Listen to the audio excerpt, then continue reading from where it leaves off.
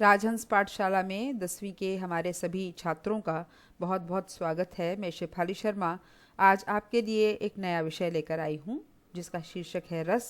आप जानते हैं व्याकरण में आपका एक बहुत ही महत्वपूर्ण विषय है और MCQs यानी बहुविकल्पात्मक प्रश्नों के माध्यम से आज हम इसका प्रथम चक्र पढ़ेंगे। प्रथम चक्र में मैं आपके लिए रस और रस के जितने भी भेद हैं और उसके विशेष अंग जो हैं उन सब से जुड़ी हुई परिभाषाएं लेकर आई हूँ, जिससे आपको उन सभी के स्वरूप का पूरी तरह से ज्ञान हो जाए और आप किसी भी प्रश्न को गलत न करें बल्कि हर प्रश्न आपका ठीक हो। तो आइए विलंब न करते हुए चलते हैं रस के प्रथम चक्र यानी उसके पारिभाषिक स्वरूप की तरफ। तो आइए चलें। सबसे पहले देखें रस और उसके अंगों से जुड़े हुए किस तरह के बहुविकल्पात्मक प्रश्न हमारे लिए आ सकते हैं। पहला प्रश्न लेते हैं। पहला प्रश्न है रस किसे कहते हैं। रस काव्य की आत्मा को कहते हैं या काव्य से अनुभव होने वाले आनंद को कहते हैं या फिर स्थायी भाव, विभाव, अनुभव और संचारी भाव के परिपाक से उत्पन्न आनंद को कहते हैं या सभी सही हैं। तो आइए देखते हैं इसका सही विकल्प कौन सा है। इसका सही विकल्प होगा सभी सही हैं। इसका क्या मतलब हुआ, यानी कि रस काव्य की आत्मा को कहते हैं। काव्य में जो आत्म तत्व है यानी काव्य में अगर जान है जिसे सुनकर हम सब सुनने वाले या पढ़ने वाले या नाटक इत्यादि के माध्यम से देखने वालों को ऐसा अनुभव होता है कि ये जीवंत काव्य है, तो वहाँ पर रस होता है। काव्य से अनुभव होने वाला आनंद जब हम किसी किताब को पढ़ते हैं या किसी नाटक को देखते हैं या किसी फिल्म को देखते हैं तो हमें जो आनंद आता है वो ही रस है। स्थायी भाव, विभाव, अनुभव और संचारी भाव के परिपाक से, परिपाक का मतलब इनके पकने से, पकने का अर्थ है जब ये अपनी एक्सट्रीम पर होते हैं, ये सारे के सारे मिलकर जब एक्सट्रीम पर पहुंचते हैं उनसे उत्पन्न आनंद को हम रस कहते हैं। इसलिए सारे विकल्प सही हैं। अगला प्रश्न लेते हैं। अगला प्रश्न है स्थायी भाव का अर्थ है जो भाव मनुष्य के हृदय में सदा बीज रूप में रहते हैं, जो भाव अनुकूल परिस्थितियों में प्रकट हो जाते हैं, मन में आने जाने वाले भाव, या फिर क और ख कौन से थे, जो भाव मनुष्य के हृदय में सदा बीज रूप में रहते हैं। जैसे धरती में कोई बीज होता है और जैसे ही उसको खाद, पानी इत्यादि मिलता है और वो वृक्ष का रूप धारण कर लेता है, स्थायी भाव क्या ऐसे होते हैं। या फिर जो भाव अनुकूल परिस्थितियों में प्रकट हो जाते हैं, जैसे ही उनके आसपास की जो सर्कमस्टांसेस या सिचुएशंस हों वो उनके अकॉर्डिंग हो जाएं, उनके अनुकूल हो जाएं, तो वो अपने आप को प्रकट कर देते हैं। मन में आने जाने वाले भाव हैं या क और ख यानी पहला और दूसरा विकल्प दोनों है। तो यही चेक करें कौन सा विकल्प ठीक है। क और ख दोनों है, यानी स्थायी भाव हृदय में, हर मनुष्य के हृदय में बीज रूप में विद्यमान होते हैं और जैसे ही उनको अनुकूल परिस्थितियाँ मिलती हैं वो प्रकट हो जाते हैं। अगला प्रश्न लेते हैं। अगला प्रश्न विभाव किसे कहते हैं। स्थायी भाव को जागृत करने वाले भाव, आलंबन और उद्दीपन दोनों प्रकार के भाव, स्थायी भाव को जगाने वाले व्यक्ति, वस्तु, स्थान और समय, या फिर सभी विकल्प सही हैं। तो देखते हैं विभाव किसे कहते हैं। सही जवाब इसका क्या होगा, सभी विकल्प सही हैं। तो आइए चेक करें कैसे सभी विकल्प सही हैं। स्थायी भाव को जागृत करने वाले भाव यानी विभाव जो होते हैं वो स्थायी भाव, जिसको हमने पिछले प्रश्न में पढ़ा था, जो हमारे हृदय में बीज रूप में रहते हैं भाव, उनको जगाने का काम करते हैं विभाव। दूसरे आलंबन और उद्दीपन दोनों प्रकार के भाव हैं। तो विभाव के लिए ध्यान रखिए इसके दो प्रकार होते हैं, आलंबन और उद्दीपन। स्थायी भाव को जगाने वाले व्यक्ति, वस्तु, स्थान और समय। असल में जो व्यक्ति, वस्तु, स्थान और समय स्थायी भाव को जगाते हैं वो ही विभाव कहलाते हैं, जिसको हमने पहले ऑप्शन में भी उल्लेखित किया है। इसीलिए सभी विकल्प सही होंगे। अगला प्रश्न, विभाव कितने प्रकार के और कौन से होते हैं। 3 होते हैं क्या, विषय, आश्रय और आलंबन। 4 होते हैं क्या, विषय, आश्रय, आलंबन और उद्दीपन। 5 होते हैं क्या, विषय, आश्रय, आलंबन, उद्दीपन और स्थायी भाव। 2 होते हैं क्या, आलंबन और उद्दीपन। तो इसका सही जवाब क्या होगा, आलंबन और उद्दीपन 2 प्रकार के विभाव होते हैं। आपने ध्यान दिया होगा पिछले प्रश्न में हमने इसको पढ़ा भी था। तो आलंबन और उद्दीपन ये 2 प्रकार के विभाव होते हैं। इन्हें आप थोड़ा सा इन नामतः याद कर लीजिए। आइए अब लेते हैं नया प्रश्न। नया प्रश्न हमारा है आलंबन विभाव किसे कहते हैं। जिससे स्थायी भाव जागृत होता है, जिससे जागा हुआ भाव तीव्र हो, हृदय में सदा रहने वाले भाव, या फिर क और ख विकल्प सही हैं। इनमें से हम देखते हैं सही जवाब इसका क्या है। इसका सही जवाब है जिससे स्थायी भाव जागृत होता है। आपको ध्यान होगा पिछले प्रश्न में हमने विभाव के बारे में समझा था। विभाव क्या काम करते हैं? स्थायी भाव को जागृत करते हैं। जो स्थायी भाव हमारे मन में बीज रूप में या सोया हुआ होता है उसको जगाने का काम करते हैं। तो आलंबन विभाव एक विभाव है, इसलिए उसके लिए यही चीज़ सही है। अगला प्रश्न लेते हैं। आलंबन विभाव कितने प्रकार के होते हैं? 5 प्रकार के। विषय, विभाव, अनुभाव, स्थायी भाव और आश्रय। या फिर 4 प्रकार के। विषय, विभाव, अनुभाव और आश्रय। 3 प्रकार के। आलंबन, विषय और आश्रय। 2 प्रकार के। विषय और आश्रय। तो सही जवाब इसका क्या होगा? देखें, विषय और आश्रय, यह 2 प्रकार का होता है आलंबन विभाव। ध्यान रखिए, आलंबन का मतलब होता है सहारा। जिसके सहारे से रस प्रकट होता है वो 2 प्रकार के होते हैं, विषय और आश्रय। आइए अब देखें अगला प्रश्न क्या है। अगला प्रश्न है, विषय किसे कहते हैं? जिस व्यक्ति या पात्र के कारण स्थायी भाव जागृत होता है, जिस व्यक्ति या पात्र में रस की अभिव्यक्ति होती है, स्थायी भाव को जगाने वाले व्यक्ति, वस्तु, स्थान और समय, इसको कहते हैं विषय। या फिर क और ख विकल्प सही हैं, यानी ये दोनों विकल्प ठीक हैं। आइए देखते हैं कौन सा इसमें विकल्प ठीक है। इसमें सही विकल्प क है। जिस व्यक्ति या पात्र के कारण स्थायी भाव जागृत होता है। ज़रा ध्यान से समझिएगा ये विषय, क्योंकि शास्त्रीय विषय है, इसलिए इसको थोड़ा समझना चाहिए।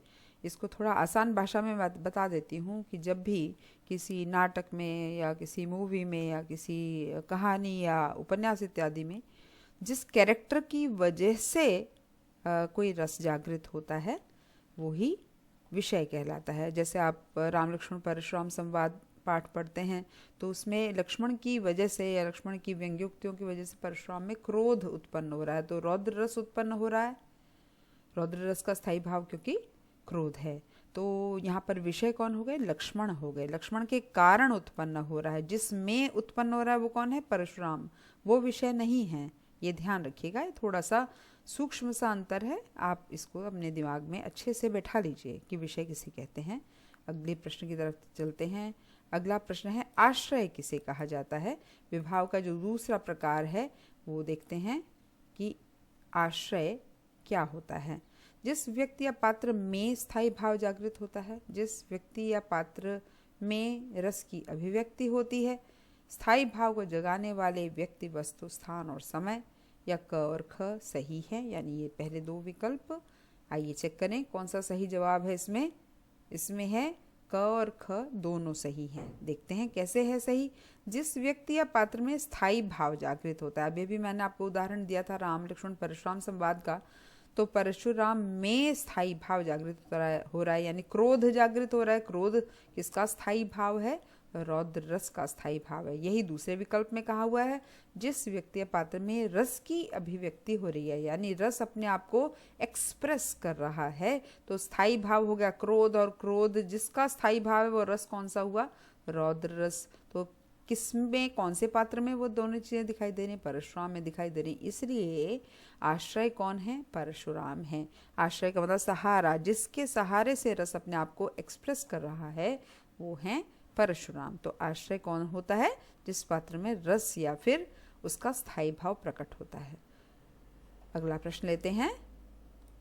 हमारा अगला प्रश्न है, उद्दीपन विभाव किसे कहते हैं?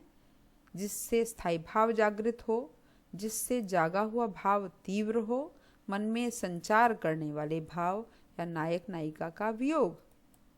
देखें, जिससे जागा हुआ भाव तीव्र हो उसको उद्दीपन विभाव कहते हैं। ज़रा इस चीज़ को समझ लीजिए।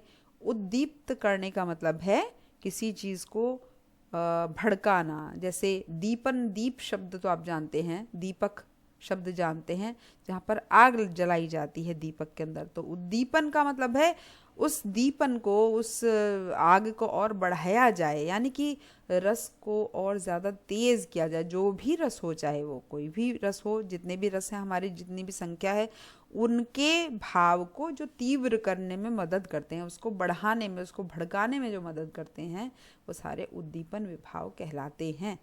ये उद्दीपन विभाव विभाव का दूसरा प्रकार है। पहला आपने आलंबन पढ़ा, आलंबन के दोनों जो भेद हैं, विषय और आश्रय, वो पढ़े, और अब आप दूसरा भेद पढ़ रहे हैं। आगे चलते हैं। हमारा अगला प्रश्न है, अनुभाव क्या होता है? अनुभाव आश्रय के भाव को कहते हैं, या आश्रय की चेष्टाएं, या आने जाने वाले भाव, या फिर क और ख दोनों। देखते हैं इसका सही जवाब क्या हो सकता है। इसका सही जवाब होगा आश्रय की चेष्टाएं। चेष्टाएं का मतलब है उसके एक्शंस। हम जिनको सामान्य भाषा में एक्टिंग कहते हैं, वो ही अनुभाव कहलाती है। आश्रय, जैसे यहाँ पे पिछले प्रश्नों में मैंने आपको बताया था, परशुराम आश्रय थे राम लक्ष्मण परशुराम संवाद में। क्यों? क्योंकि उनके अंदर रस प्रकट हो रहा था। अब जिसमें रस प्रकट होता है, चाहे वो कोई भी रस हो, तो उसके जो एक्शंस होते हैं, उसी के अकॉर्डिंग उसकी जो एक्टिंग होती है, वो ही अनुभाव के अंतर्गत आती है। अगला प्रश्न लेते हैं, संचारी भाव किन्हें कहते हैं? ये हमारे जो रस हैं उसका चौथा यानी अंतिम अंग है, उससे जुड़ा हुआ प्रश्न है कि संचारी भाव हम किसको कहते हैं? मन में संचरण करने वाले भाव, या जिसको देखकर स्थायी भाव जागृत हो, या फिर मन में आने जाने वाले भाव, या क और ग दोनों सही हैं। तो हम देखते हैं इसका सही जवाब क्या हो सकता है।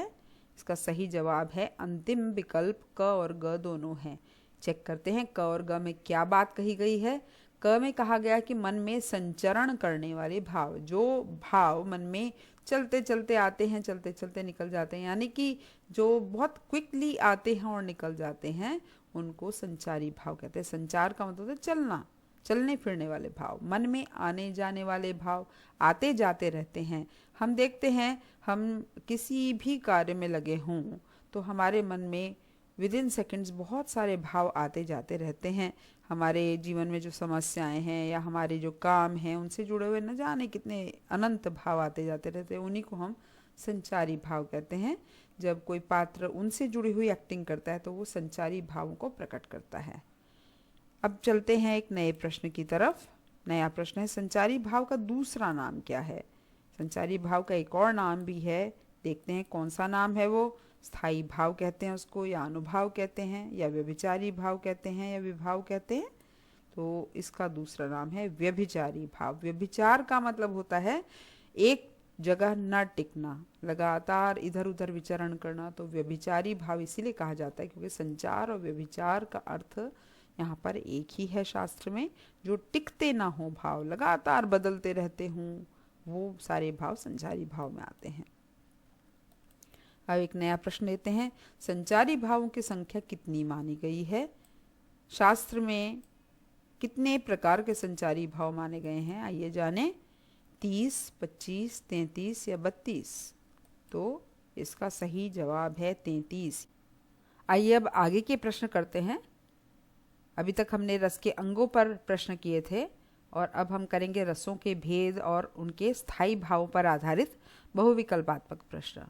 पहला प्रश्न लेते हैं, परंपरा से रस की संख्या क्या मानी जाती है? हमारे यहाँ जो शास्त्रीय परंपरा है उसमें कितने रस माने जाते हैं? इनकी संख्या जानते हैं, 8, 9, 7 या फिर 10। तो ध्यान रखिए, हमेशा नव रस के लिए कहा जाता है। नव यानी 9 रस। हमारे यहाँ परंपरा से 9 रस माने गए हैं, क्योंकि हमारे यहाँ ड्रामा यानी नाटक और नाट्य पर आधारित 9 रस माने गए हैं। बाद में उसमें कुछ रस इंक्लूड हुए और बाद में उनकी संख्या हुई है 11। कालांतर में रस की संख्या क्या मानी जाती है? अभी मैंने आपको हिंट भी दिया, फिर भी देखते हैं, 8, 9, 11 या 10। तो इसका सही जवाब है 11। 9 में 2 रस और जोड़े गए जो बाद में कहानी, कविता, काव्य इत्यादि के आधार पर लिए गए, जो ड्रामा में नहीं दिखाई जाते थे। इसलिए ड्रामा के आधार पर केवल 9 रस माने गए, बाद में 2 और रस इसमें जुड़े। कौन से रस जुड़े हम आगे के प्रश्नों में जानेंगे। पहला प्रश्न करते हैं स्थायी भावों से जुड़ा हुआ। रति नामक स्थायी भाव का अर्थ है बच्चों की मधुर चेष्टाएं, नायक नायिका का परस्पर प्रेम, मन का चकित होना, या इष्ट के प्रति प्रेम। यहाँ पे कुछ नए शब्द आप देख रहे होंगे। चकित होने का मतलब है आश्चर्यचकित होना, विस्मित होना, एस्टोनिश्ड होना। इष्ट के प्रति प्रेम का मतलब जो देवता इष्ट होते हैं, हम बहुत से देवता हैं हमारे धर्म में, लेकिन हमें कोई एक विशेष देवता जो प्रिय होता है उसको हम इष्ट कहते हैं। तो रति नामक स्थायी भाव जो है वो क्या कहलाता है? नायक और नायिका का परस्पर प्रेम। हीरो और हीरोइन नाटक में, काव्य में, मूवी में जो होते हैं उनका आपस में जो प्रेम होता है उसका स्थायी भाव रति माना जाता है। आइए अब देखिए अगला प्रश्न कौन सा है। अगला प्रश्न है, शोक स्थायी भाव कहलाता है किसी की विचित्र वेशभूषा को देखकर उत्पन्न प्रसन्नता, या फिर डर का भाव, या फिर अत्यंत प्रिय या मनचाहे व्यक्ति या वस्तु के नष्ट होने से उत्पन्न मन की अनुभूति, या फिर क और ख दोनों। तो इसका सही जवाब क्या होगा, चेक करते हैं। अत्यंत प्रिय या मनचाहे व्यक्ति या वस्तु के नष्ट होने से उत्पन्न मन की अनुभूति। यहाँ पर आप ये ध्यान रखिए कि जो शोक स्थायी भाव होता है वो कब उत्पन्न होता है? जब हमारा कोई बहुत ही प्रिय व्यक्ति समाप्त हो जाए, या फिर हमारी अत्यंत प्रिय वस्तु कोई ख़त्म हो जाए या नष्ट हो जाए, तो हमारे मन में जो दुख का भाव उत्पन्न होता है उसी को हम शोक कहते हैं। इसलिए शोक स्थायी भाव ये भाव कहलाता है। अब अगले प्रश्न की तरफ चलते हैं। उत्साह नामक स्थायी भाव का अर्थ है युद्ध, दया, दान, बलिदान आदि से संबंधित भाव, या फिर किसी महान कार्य को करने की उदात्त भावना, या फिर नायक नायिका का प्रेम भाव, या फिर क और ख दोनों। इसमें सही जवाब क्या होगा? क और ख दोनों, यानी ये पहला और दूसरा विकल्प दोनों ही सही हैं। उत्साह भाव जो होता है वो किसी महान कार्य को करने के लिए जो हम अपने अंदर एक भाव जागृत करते हैं, एक महानता का भाव जागृत करते हैं, उसी को हम उत्साह कहते हैं। वो कब उत्पन्न होता है? युद्ध के समय। हमने देखा होगा वीरों में उत्साह का भाव होता है। दया करते समय, दान करते समय जो एक बड़े दिल का होना अपने आप में वो उत्साह भाव को जनित करता है। बलिदान की भावना भी उत्साह से ही होती है। तो इन सभी से संबंधित भाव है उत्साह का भाव। और किसी महान कार्य को करने की उदात्त भावना, उदात्त का मतलब ऊंची भावना। मनुष्य अपने सामान्य जीवन में जो कार्य नहीं कर पाता वो महान लोग इसीलिए करते क्योंकि उनमें उदात्त यानी बहुत ऊंची भावना होती है। तो ये दोनों ही विकल्प ठीक है उत्साह नामक स्थायी भाव के लिए। अगला प्रश्न लेते हैं। जुगुप्सा स्थायी भाव का अर्थ है किसी की विचित्र वेशभूषा को देखकर उत्पन्न प्रसन्नता, या घृणा योग्य वस्तुओं को देखने से उत्पन्न भाव, या फिर किसी महान कार्य को करने की उदात्त भावना, या फिर डर का भाव। अब यहाँ पर कौन सा सही जवाब होगा देखें। घृणा योग्य वस्तुओं को देखने से उत्पन्न भाव। हम देखते हैं कि हमारे जीवन में आसपास के संसार में कई ऐसी वस्तुएं हैं जिनको देखने का मन नहीं करता। अचानक हमारी दृष्टि पड़ जाए तो हम उससे मुंह फेर लेते हैं। ऐसी वस्तुएं घृणा योग्य वस्तुएं हैं और उन्हीं को जुगुप्सा का भाव कहा जाता है। तो जुगुप्सा के भाव में हमें घृणा योग्य वस्तुओं को देखने से जो उत्पन्न भाव हमारे मन में आता है उसी को हम जुगुप्सा कह सकते हैं। अगला प्रश्न लेते हैं। हमारा अगला प्रश्न है निर्वेद स्थायी भाव का अर्थ है घृणा का भाव, सांसारिक मोह से विरक्ति, ईश्वर प्राप्ति से प्राप्त होने वाला परम आनंद, या फिर ख और ग दोनों। अब देखते हैं कि ये इसमें से कौन सा ठीक है। अभी हम घृणा का भाव तो पढ़ चुके हैं।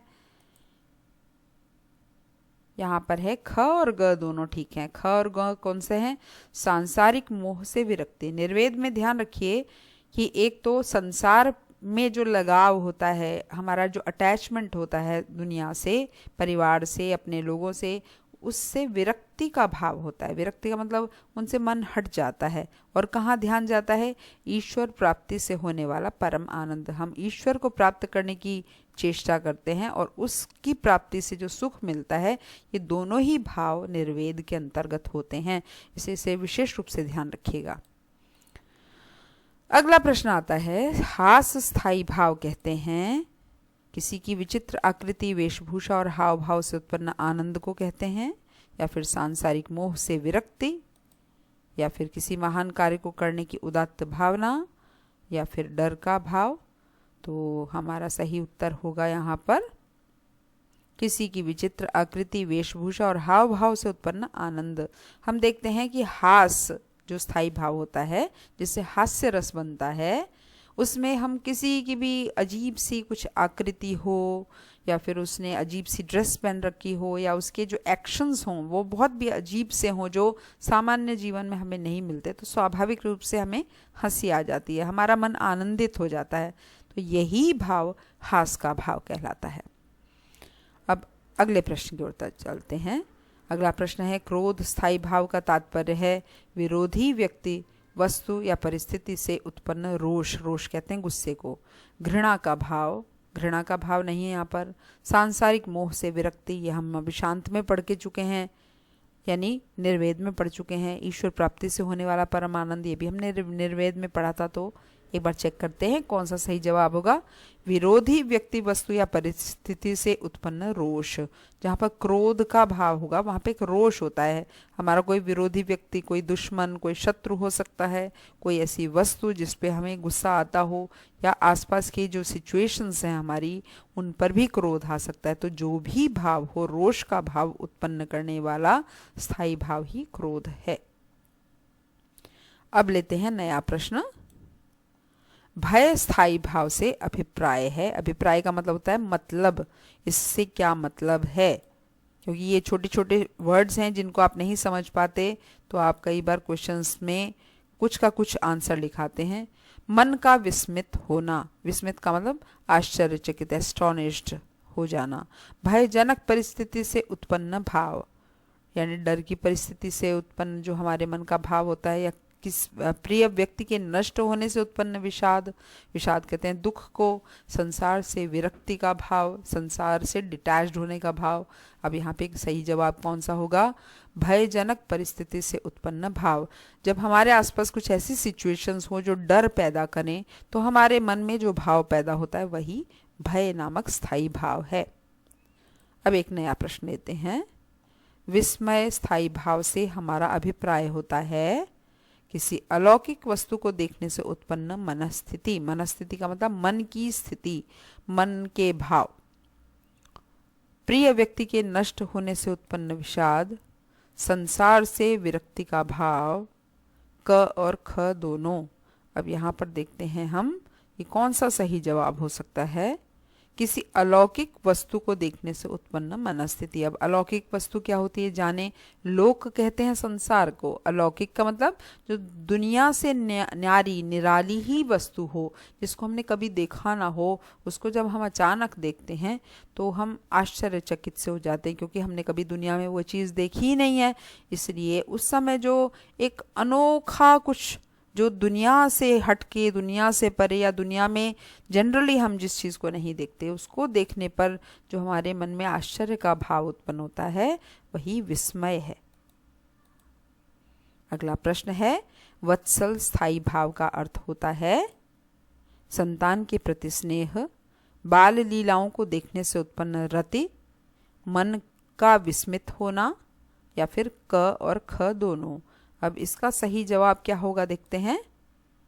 क और ख दोनों। क और ख दोनों क्यों हैं? क्योंकि संतान के प्रति स्नेह, माता पिता का जो बच्चों के प्रति स्नेह है, इसमें ध्यान रखिए माता पिता के साथ साथ बड़े लोगों का भी बच्चों के प्रति जो प्रेम होता है उसे भी हम इसमें ही परिगणित करते हैं, इसी में इंक्लूड करते हैं। बाल लीलाओं को देखने से उत्पन्न रति, बच्चों की जो तरह तरह की लीलाएं, उनकी चेष्टाएं, उनकी शैतानी, उनके खेल, ये देखने से उनके प्रति जो रति का भाव पैदा होता है। आपने रति शब्द श्रृंगार में भी पढ़ा है। रति का मतलब प्रेम है। श्रृंगार में रति का मतलब है नायक नायिका का, या पति पत्नी का, या प्रेमी प्रेमिका का प्रेम। वत्सल में ये प्रेम होता है माता पिता या बड़े लोगों का बच्चों के प्रति। तो ये दोनों ही उत्तर ठीक हैं, इसलिए हमारा अंतिम विकल्प ठीक माना जाएगा। अब एक और नया प्रश्न लेते हैं। इष्ट देव के प्रति रति स्थायी भाव का अर्थ है। अब इसका क्या मतलब है यहाँ पे हमें समझना है। नायक नायिका का प्रेम, या फिर बालक बालिकाओं के प्रति स्नेह का भाव, या फिर किसी देवता विशेष के प्रति रति। क और ख दोनों। अब आपको रति शब्द का मतलब मैंने बताया ही था, प्रेम का भाव है। यहाँ पर नायक नायिका का प्रेम बताया गया है, यहाँ पे बालक बालिकाओं का प्रेम बताया गया है, यहाँ पर किसी देवता विशेष के प्रति रति। तो इसका सही जवाब क्या है, देखते हैं। देवता विशेष के प्रति रति यानी विभिन्न देवताओं में से हमें जो प्रिय है देवता, उस एक देवता के प्रति जो हमारा प्रेम भाव होता है वही इष्ट देव के प्रति रति कहलाता है। जैसे मीरा का कृष्ण के प्रति प्रेम है, तुलसीदास का राम के प्रति प्रेम है, सूरदास का कृष्ण के प्रति प्रेम है, ये एक देवता के प्रति जो प्रेम है यही इष्ट देव के प्रति रति कहलाता है। अगले प्रश्न की तरफ चलते हैं। श्रृंगार रस की सही परिभाषा क्या है? अब आपने देखा होगा, अभी तक आपने स्थायी भाव समझे प्रश्नों के माध्यम से। अब हम रसों की परिभाषाओं को समझने का प्रयास करेंगे कि रस, कौन सा रस किस परिभाषा से बनता है। जहाँ जुगुप्सा स्थायी भाव, विभाव, अनुभाव और संचारी भाव से पुष्ट होकर प्रकट हो। बालक बालिकाओं के प्रति स्नेह का भाव। जहाँ रति स्थायी भाव, विभाव, अनुभाव और संचारी भाव से पुष्ट होकर प्रकट हो, या फिर बाल लीलाओं को देखने से उत्पन्न रति। अब देखते हैं इसमें सही परिभाषा कौन सी है। इसमें सही परिभाषा है जहाँ रति नामक स्थायी भाव विभाव, अनुभाव और संचारी भाव से पुष्ट होता है और फिर प्रकट होता है, फिर अपने आप को एक्सप्रेस करता है। किसी भी रस को बनने के लिए क्या जरूरी है? पहले स्थायी भाव जरूरी है। तो श्रृंगार का स्थायी भाव हम जानते हैं, पिछले प्रश्नों में हमने किया है, रति है। रति यानी नायक नायिका का आपस में एक दूसरे के प्रति प्रेम। अब इस स्थायी भाव के साथ विभाव, अनुभव और संचारी भाव तीनों मिल जाते हैं तो वो पुष्ट हो जाता है। पुष्ट का मतलब वो स्ट्रेंथ पा लेता है, स्ट्रेंथन हो जाता है, तब वो अपने आप को एक्सप्रेस करता है, तभी वो पूरी तरह से रस कहलाता है। अगर ये अलग अलग फैक्टर्स अलग अलग रहें तो रस नहीं बनेगा। जब तक ये चारों जुड़ेंगे नहीं, जब तक ये चारों मिलेंगे नहीं, तब तक रस रूप में वो परिणत नहीं होंगे, बदलेंगे नहीं। इसलिए एक ये जो पहली परिभाषा कर रहे हैं, इसी के आधार पे आप आगे की परिभाषाएं भी समझिएगा। आप ध्यान रखिएगा, चारों के चारों मिलके ही रस बनाएंगे। तो हमारा सही विकल्प है ग। अब हम अगला प्रश्न लेते हैं रस से जुड़ा हुआ। श्रृंगार रस के भेद हैं संयोग प्रयोग, संयोग वियोग, सहयोग वियोग या वियोग प्रयोग। अब देखते हैं इसमें सही जवाब कौन सा है, संयोग और वियोग। ये ध्यान रखिए, श्रृंगार रस जैसा कि हम जानते हैं नायक नायिका का आपस में प्रेम है। जब संयोग होता है तो नायक नायिका का एक साथ वर्णन होता है, यानी वो पास होते हैं, एक दूसरे के साथ होते हैं। लेकिन वियोग में क्या होता है, वियोग में दोनों किसी भी परिस्थिति के कारण दूर हो जाते हैं, और दूर होने के कारण, बिछुड़ने के कारण उनका जो दुख होता है वो वियोग श्रृंगार में प्रकट होता है। जैसे कि आपका जो सूरदास के पद वाला पाठ है उसमें गोपिकाओं और कृष्ण का प्रेम दिखाया गया है। गोपिकाएं और कृष्ण, उन दोनों का, उन लोगों का वियोग हुआ है और वियोग से जनित दुख दिखाई देता है हमें इस पाठ में।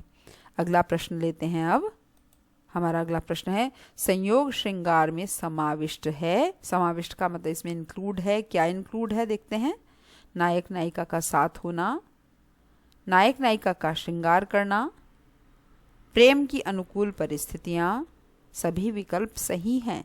अब यहाँ पर हम देखते हैं संयोग श्रृंगार में, जैसा कि मैंने अभी पिछले प्रश्न में बताया था, नायक नायिका साथ होते हैं, ये बात तो ठीक है। नायक नायिका का श्रृंगार करना क्या मतलब है, जब नायक नायिका साथ होंगे, उन दोनों का मन प्रसन्न होगा तो दोनों श्रृंगार की इच्छा भी करेंगे, सजेंगे धजेंगे। सजने धजने का वर्णन भी श्रृंगार में ही आता है। और प्रेम की अनुकूल परिस्थितियाँ, उनके आसपास की जो सिचुएशंस हैं वो सब उनकी अनुकूल होती हैं, उनके अनुसार होती हैं, उनके प्रेम के अनुकूल होती हैं। तो हमें आखिरी विकल्प ठीक लग रहा है, फिर भी हम चेक करते हैं कौन सा विकल्प सही है। अंतिम विकल्प ही ठीक है, यानी ये तीनों बातें ठीक हैं संयोग श्रृंगार की दृष्टि से। अब लेते हैं नया प्रश्न। नया प्रश्न है हमारा, वियोग श्रृंगार का अभिप्राय है नायक नायिका का बिछुड़ना, प्रेम के प्रतिकूल परिस्थितियां होना, दूर होने पर नायक नायिका का दुखी होना, या फिर सभी विकल्प सही हैं। तो देखते हैं कि इसमें कौन सा विकल्प हमारा सही उत्तर है। हमारा सही उत्तर है सभी विकल्प सही हैं। कैसे हैं ये देखते हैं। नायक नायिका का बिछुड़ना, आपको बताया गया था कि संयोग के साथ साथ, संयोग में तो नायक नायिका एक साथ होते हैं, वियोग में उनका बिछुड़ना दिखाया जाता है। योग का मतलब होता है जुड़ना। इस शब्द को समझिए जरा। वियोग का मतलब विगत योग, जहाँ पर योग समाप्त हो जाए वहाँ पर वियोग होता है। तो नायक नायिका बिछुड़े हुए दिखाए जाते हैं इस श्रृंगार रस में। और प्रेम के प्रतिकूल परिस्थितियाँ होती हैं। प्रतिकूल का मतलब एंटी होती हैं उनकी सारी परिस्थितियाँ, सारे सर्कमस्टांसेस जो कि उनको बिछुड़वा देते हैं, अलग करवा देते हैं। दूर होने पर नायक नायिका का दुखी होना ये बड़ा स्वाभाविक है। जब दोनों एक दूसरे से दूर हैं तो वो दुखी दिखाई जाते हैं, इसीलिए सारे विकल्प यहाँ पर सही बताए गए हैं। अब अगला प्रश्न लेते हैं। अगला प्रश्न है रसराज किसे कहा जाता है। इंपॉर्टेंट प्रश्न है। रसराज यानी रसों का राजा कौन सा रस माना जाता है। वीर रस है, या श्रौद्र रस है, या शांत रस है, या फिर श्रृंगार रस है। तो इसका सही जवाब होगा श्रृंगार रस। याद रखिए, ये रसराज क्यों कहा गया है श्रृंगार को, क्योंकि नाटक हों, चाहे मूवीज़ हों, चाहे काव्य हो, चाहे कविता हो, चाहे उपन्यास हो, सबसे प्रधान रस श्रृंगार यानी प्रेम का रस है। सर्वाधिक साहित्य हमारा, सर्वाधिक लिटरेचर श्रृंगार रस पर आधारित होता है, प्रेम पर आधारित होता है। आप सब जानते भी हैं, आपने भी देखे होंगे, मूवीज़, कहानियाँ पढ़ी होंगी, नॉवेल्स पढ़े होंगे, उसमें सबसे प्रमुख रस यही होता है, इसलिए इसको रसों का राजा कहा जाता है। अब हमारा अगला प्रश्न है, करुण रस की उचित परिभाषा होगी जहाँ रति स्थायी भाव, विभाव, अनुभव और संचारी भाव से पुष्ट होकर प्रकट हो, या जहाँ उत्साह स्थायी भाव, विभाव, अनुभव और संचारी भाव से पुष्ट होकर प्रकट हो, या फिर जहाँ जुगुप्सा स्थायी भाव, विभाव, अनुभव और संचारी भाव से पुष्ट होकर प्रकट हो, या फिर जहाँ शोक स्थायी भाव, विभाव, अनुभव और संचारी भाव से पुष्ट होकर प्रकट हो। अब यहाँ पर आप देख रहे हैं कि सारी की सारी परिभाषाएं एक जैसी हैं। क्या चीज़ बदली हुई है?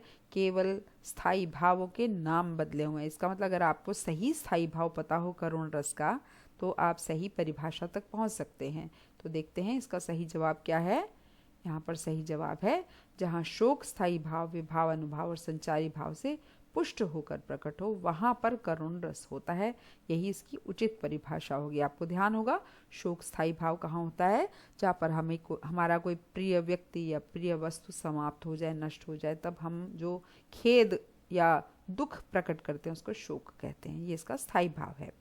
अब लेते हैं नया प्रश्न। नया प्रश्न है, वीर रस की सही परिभाषा होगी रति स्थायी भाव, विभाव, अनुभव और संचारी भाव से पुष्ट होकर जब रस रूप में प्रकट हो, या फिर जहाँ उत्साह स्थायी भाव, विभाव, अनुभव और संचारी भाव से पुष्ट होकर प्रकट हो, या फिर जब जुगुप्सा स्थायी भाव, विभाव, अनुभव और संचारी भाव से पुष्ट होकर प्रकट हो, या फिर क्रोध स्थायी भाव, विभाव, अनुभव और संचारी भाव से पुष्ट होकर प्रकट हो। अब तक के रसों से जुड़े हुए प्रश्नों को देखकर आपको ये अंदाज़ा हो गया होगा कि रसों की परिभाषाएं एक जैसी होती हैं, केवल क्या बदला होता है? स्थायी भाव का नाम बदला होता है। अब आपको क्या पता होना चाहिए यहाँ पर, क्योंकि हमारा प्रश्न वीर रस से जुड़ा हुआ है, तो हमें पता होना चाहिए वीर रस का स्थायी भाव क्या है। तो चेक करते हैं। सही जवाब है इसका जहाँ उत्साह स्थायी भाव, विभाव, अनुभव और संचारी भाव से पुष्ट होकर प्रकट हो। पुष्ट का मतलब मैंने आपको बताया था स्ट्रेंथन होकर, इनसे विभाव, अनुभव और संचारी भाव से उसको स्ट्रेंथ मिल जाती है और वो फिर रस बनकर प्रकट होता है। इसलिए यही परिभाषा सही है। हमारा अगला प्रश्न है, वीभत्स रस का सही अर्थ होगा विभाव, अनुभव और संचारी भाव से पुष्ट होकर प्रकट होने वाला उत्साह स्थायी भाव, या फिर जहाँ जुगुप्सा स्थायी भाव, विभाव, अनुभव और संचारी भाव से पुष्ट होकर प्रकट हो, या फिर जब क्रोध स्थायी भाव, विभाव, अनुभव और संचारी भाव से पुष्ट होकर प्रकट हो, या फिर भय नामक स्थायी भाव जो विभाव, अनुभव और संचारी भाव से पुष्ट होकर प्रकट हो। वही बात है। अब ध्यान करें कि वीभत्स का स्थायी भाव कौन सा है। अगर हमें वो पता है तो हम सही परिभाषा तक पहुंच सकते हैं।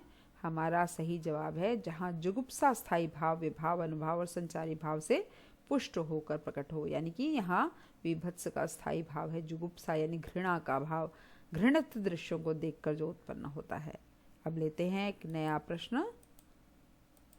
शांत रस के लिए सही विकल्प होगा जब निर्वेद स्थायी भाव, विभाव, अनुभव और संचारी भाव से पुष्ट होकर प्रकट होता है, या फिर जहाँ भय नामक स्थायी भाव, विभाव, अनुभव और संचारी भाव से पुष्ट होकर प्रकट होता है, या फिर क्रोध नामक स्थायी भाव जो विभाव अनुभाव और संचारी भाव से पुष्ट होकर प्रकट होता है, या जब रति नामक स्थायी भाव जो विभाव अनुभाव और संचारी भाव से पुष्ट होकर प्रकट होता है। यहाँ पर भी वही बात है, हमें शांत रस का स्थायी भाव पता होना चाहिए। तो सही जवाब है जब निर्वेद स्थायी भाव विभाव अनुभाव और संचारी भाव से पुष्ट होकर प्रकट हो। शांत रस का स्थायी भाव है निर्वेद। निर्वेद में आपको मैंने बताया था जहाँ पर संसार की चीज़ों के प्रति विरक्ति का भाव उत्पन्न हो जाए और ईश्वर के प्रति प्रेम और समर्पण का भाव जाग जाए, वहाँ पर निर्वेद भाव होता है। अब लेते हैं हमारा नया प्रश्न। हमारा नया प्रश्न है, रौद्र रस के लिए सही विकल्प होगा जब रति नामक स्थायी भाव जो विभाव अनुभाव और संचारी भाव से पुष्ट होता है, या फिर क्रोध नामक स्थायी भाव जो विभाव अनुभाव और संचारी भाव से पुष्ट होता है, या फिर उत्साह नामक स्थायी भाव जो विभाव अनुभाव संचारी भावों से पुष्ट होकर प्रकट होता है, या जहाँ निर्वेद नामक स्थायी भाव विभाव अनुभाव और संचारी भाव से पुष्ट होकर प्रकट होता है। अब देखते हैं यहाँ पर रौद्र रस के अनुरूप कौन सा हमारा स्थायी भाव है। अगर आपको ध्यान है तो आप पहचान गए होंगे सही जवाब क्या है। क्रोध नामक स्थायी भाव जो विभाव अनुभाव और संचारी भाव से पुष्ट होता है, ये इसका सही विकल्प है। अब एक और नया प्रश्न लेते हैं। भयानक रस के लिए सही परिभाषा होगी विभाव अनुभाव और संचारी भावों से पुष्ट रति स्थायी भाव, विभाव अनुभाव और संचारी भावों से पुष्ट हास स्थायी भाव, विभाव अनुभाव और संचारी भावों से पुष्ट क्रोध स्थायी भाव, या फिर विभाव अनुभाव और संचारी भावों से पुष्ट भय स्थायी भाव। तो फिर आप देखें कि भयानक रस का कौन सा स्थायी भाव आपको नजर आ रहा है। देखते हैं, चेक करें आपने क्या सही जवाब चुना है। विभाव अनुभाव और संचारी भावों से पुष्ट भय स्थायी भाव, यही भयानक रस की सही परिभाषा है। अब आता है हमारा नया प्रश्न। हमारा नया प्रश्न होगा, वात्सल्य रस के लिए सही उत्तर होगा जहाँ निर्वेद नामक स्थायी भाव विभाव अनुभाव और संचारी भाव से पुष्ट होकर प्रकट हो, या फिर जब भय नामक स्थायी भाव विभाव अनुभाव और संचारी भाव से पुष्ट होकर प्रकट हो, या फिर वत्सल नामक स्थायी भाव जब विभाव अनुभाव और संचारी भाव से पुष्ट होकर प्रकट हो, या फिर उत्साह नामक स्थायी भाव का विभाव अनुभाव और संचारी भाव से पुष्ट होने पर प्रकट रूप। तो आइए देखें कौन सा उत्तर ठीक है। यहाँ पर उत्तर है वत्सल नामक स्थायी भाव जब विभाव अनुभाव और संचारी भाव से पुष्ट होकर प्रकट हो। तो यहाँ पर ये ध्यान रखिए कि स्थायी भाव विशेष रूप से आपको याद होना चाहिए। वत्सल स्थायी भाव होता है वात्सल्य रस का, इसलिए जैसा कि मैंने आपको पहले हर बार बताया है, अगर हमें स्थायी भाव ध्यान है तो हमारी पूरी परिभाषा हमें ठीक पता होनी चाहिए और हमें उत्तर स्पष्ट हो जाता है। वत्सल नामक स्थायी भाव जब विभाव अनुभाव और संचारी भाव से पुष्ट होकर प्रकट होता है तो वो वात्सल्य रस कहलाता है। अब लेते हैं आगे का प्रश्न। वात्सल्य रस के भेद हैं संयोग रति, क्रोध भक्ति, संयोग वियोग, या फिर वत्सल और वियोग। अब आइए देखते हैं इसका सही जवाब क्या है। इसका सही जवाब है संयोग और वियोग। आपको ध्यान होगा श्रृंगार रस के भी यही दो भेद हैं, संयोग और वियोग। और वहाँ पर मैंने बताया था संयोग का मतलब होता है साथ साथ रहना, साथ साथ होना, और वियोग का मतलब है बिछुड़ना। तो वात्सल्य रस में ये कैसे संभव होगा, जहाँ पर माता पिता और संतान एक साथ है, एक दूसरे को प्रेम कर रहे हैं और माता पिता का स्नेह बच्चे के लिए दिखाई दे रहा है, वहाँ पे संयोग है। और किसी कारणवश बच्चे माँ बाप से बिछुड़ जाएं तो माता पिता का जो कष्ट है, दुख है, वो वियोग में परिणत हो जाएगा, वो वियोग वात्सल्य कहलाएगा। अगला प्रश्न लेते हैं। अगला प्रश्न है हमारा, भक्ति रस कहते हैं जहाँ विभाव अनुभाव और संचारी भावों से पुष्ट होकर विस्मय स्थायी भाव प्रकट हो, या फिर जब विभाव अनुभाव और संचारी भावों से पुष्ट हास स्थायी भाव हो, या विभाव अनुभाव और संचारी भावों से पुष्ट होने वाले रति स्थायी भाव को कहते हैं, या फिर विभाव अनुभाव और संचारी भावों से पुष्ट इष्ट देव के प्रति रति स्थायी भाव हो। अब देखते हैं यहाँ पर कि कौन सा उत्तर इसमें ठीक है। इसमें अंतिम विकल्प ठीक है, विभाव अनुभाव और संचारी भावों से पुष्ट इष्ट देव के प्रति रति स्थायी भाव को हम भक्ति कहते हैं। फिर आपको याद दिला दूं, इष्ट देव कहलाते हैं वे देवता जो विभिन्न अनेक देवताओं में से कोई एक देवता जिसके प्रति किसी भक्त का पूरा समर्पण होता है। जैसे मैंने आपको उदाहरण दिया था मीरा का, जैसे कृष्ण के प्रति है, तुलसीदास जी का राम के प्रति है। तो ये जो प्रेम है उनका, उनकी जो रति है, वही भक्ति कहलाती है। अब चलते हैं इस वीडियो के अंतिम प्रश्न की तरफ। हमारा अंतिम प्रश्न है, नवरसों में कालांतर में किन रसों को जोड़ा गया था? आपको ध्यान होगा कि हमने शुरू में एक प्रश्न किया था, जब मैंने आपको बताया था कि परंपरा से हम 9 रसों को यानी 9 रसों को मानते हैं।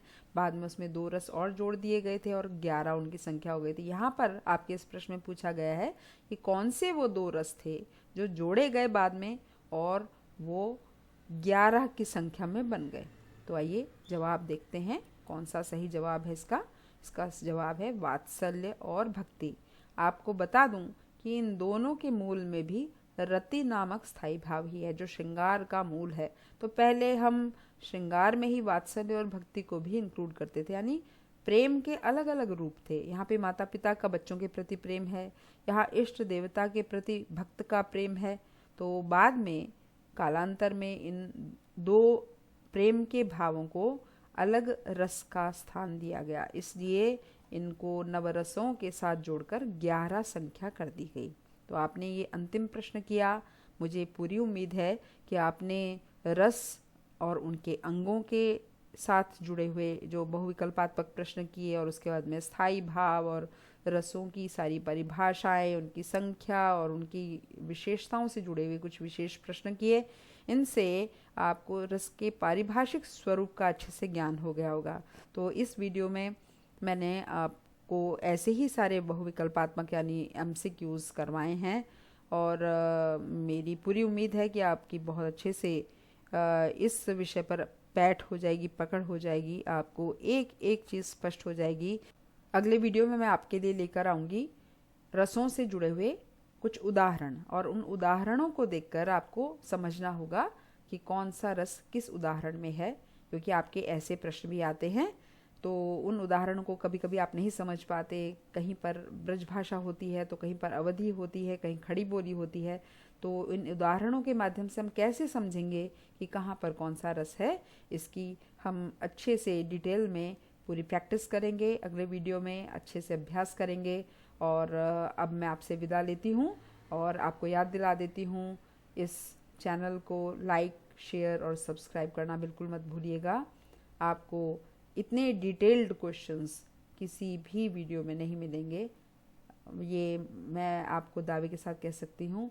तो इतने गहराई में जाकर मैंने आपके लिए प्रश्न बनाए हैं और पूरी तरह से आपकी विषय की जानकारी और विषय की तैयारी इन वीडियोस के माध्यम से होगी। तो राजहंस पाठशाला से ऐसे ही जुड़े रहिए और उसके हर वीडियो को देखिए, पूरी तरह से उसी के आधार पर अभ्यास कीजिए। आप निश्चित रूप से बहुत अच्छे अंक लेकर आने वाले हैं। तब तक के लिए धन्यवाद। हम अगले वीडियो में मिलेंगे। शेफाली शर्मा का आप सभी को नमस्कार।